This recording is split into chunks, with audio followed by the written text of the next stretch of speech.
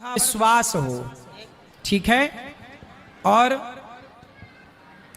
आस्था हमारी भगवान पर हो और श्रद्धा अपने काम पर हो। जो भी हम काम करें उसे बड़ी श्रद्धा से करें, मतलब श्रद्धा मीन्स बड़ी लगन से करें।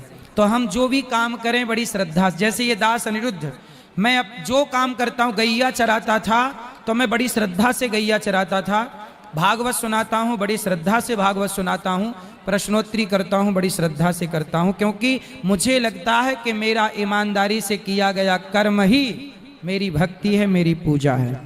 तो ये तीन अंतर हैं। संयोग के भरोसे ना रहिए, कोई संयोग नहीं होता, कर्म ही सब कुछ होता है। यदि आपने कर्म किया है, धर्म पूर्वक मेहनत की है, मन लगा के पढ़ा है, तो पढ़ा है, लिखा है, तो संयोग से परिणाम नहीं आएगा कि संयोग से 90 नंबर आ गए, संयोग से 80 नंबर नहीं, संयोग से 80 नंबर नहीं आते, आपकी मेहनत से 80, 90 और 100 नंबर आते हैं। आप जितना बढ़िया पढ़ोगे, जितना बढ़िया कर्म करोगे, जितना समय लगाओगे अपने कर्म में, पढ़ाई में, उतना अच्छा कार्य होगा। ये संयोग के चक्कर में ना पड़ो, इत्तेफाक नहीं होता कुछ भी, ठीक है, वो कभी ठीक है अलग विषय। तो सबको देना चाहिए, पर उचित जवाब देना चाहिए। जरूरी नहीं है, देखो आपने हमें गाली दी तो जरूरी नहीं है कि हम गाली का जवाब गाली से दें, है ना। गाली का जवाब मुस्कुरा के भी दिया जा सकता है। जब आप गाली देने वाले के आगे मुस्कुराएंगे ना, तो वो पानी पानी हो जाएगा। जरूरी थोड़ी है कि गाली को हम गाली से ही काटें, मुस्कुरा के भी काट सकते हैं। तो जरूरी नहीं है कि हम सामने वाले की तरह बने, अच्छा बनना है बस। नहीं, अगर मम्मी पापा पे बात आती है, पूरी बात बताओ, खुल के बताओ, फिर बात क्या। खूब कमियां तो हजार लोग, यहाँ कथा चल रही है इसमें भी लोग कमियां निकाल रहे हैं।